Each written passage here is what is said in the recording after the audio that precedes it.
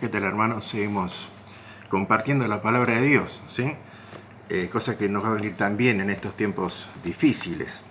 Dice Filipenses capítulo 2, versículos 12 y 13. Por tanto, amados míos, como siempre habéis obedecido, no como en mi presencia solamente, sino mucho más ahora en mi ausencia, ocupaos en vuestra salvación con temor y temblor. Porque Dios es el que en vosotros produce, así el querer como el hacer, por su buena voluntad. Dos versículos que nos van a ayudar a tener claro en qué ocuparnos en este tiempo de estar en casa con nuestros seres queridos. Pero también es un tiempo para aprovecharlo para estar con Dios. Y algo interesante nos dice, primero, el tema de la obediencia. Por tanto, amados míos, como siempre habéis obedecido, disponernos a obedecer, dejarnos llevar por el Espíritu Santo a lo que Dios quiere que obedezcamos en estos momentos. No con mi presencia solamente.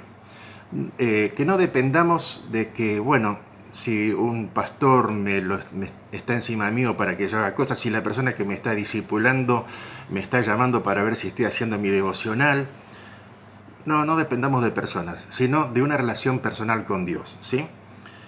No como en mi presencia solamente, sino mucho más ahora en mi ausencia. Estaba hablando el apóstol, la persona que justamente si estaba presente seguramente los estaría incentivando estas cosas.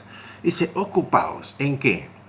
No dice para, sino en vuestra salvación con temor y temblor, hasta llegar a sentir ese temor y ese temblor ante Dios.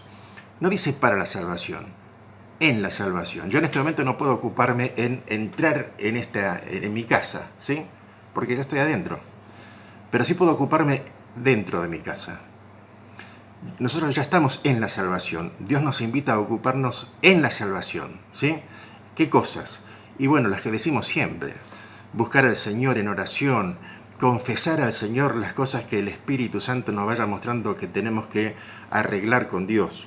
¿Y qué va a ser lo que va a pasar si nos ocupamos en la salvación y llega a ver en nosotros ese temor y temblor, ese temor de Dios, esa reverencia hacia Dios, esa sumisión por quién es Él?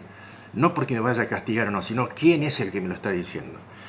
Porque Dios va a producir, después de ese ocuparnos en Él, de estar cerca de Él, de intimar con Él, dice, porque Dios es el que en vosotros produce el querer como el hacer, por su buena voluntad.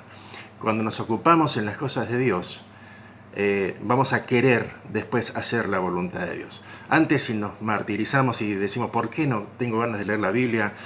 ¿Por qué no tengo ganas de ir a la iglesia cuando podamos volver a las reuniones? ¿Por qué no me relaciono bien con mi esposa, con mi familia, con mi hija?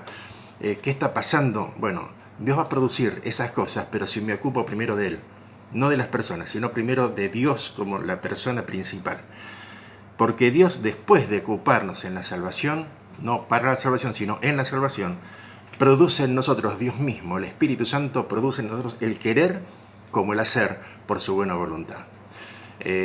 Cuando Isaías quiso hacer la voluntad de Dios, en el capítulo 6 dice, primero tuvo ese encuentro con Dios, léanlo del capítulo 6. Vi yo al Señor sentado en un trono alto y sublime. Después escuchó una voz que decía, ¿a quién enviaré y quién hará por nosotros?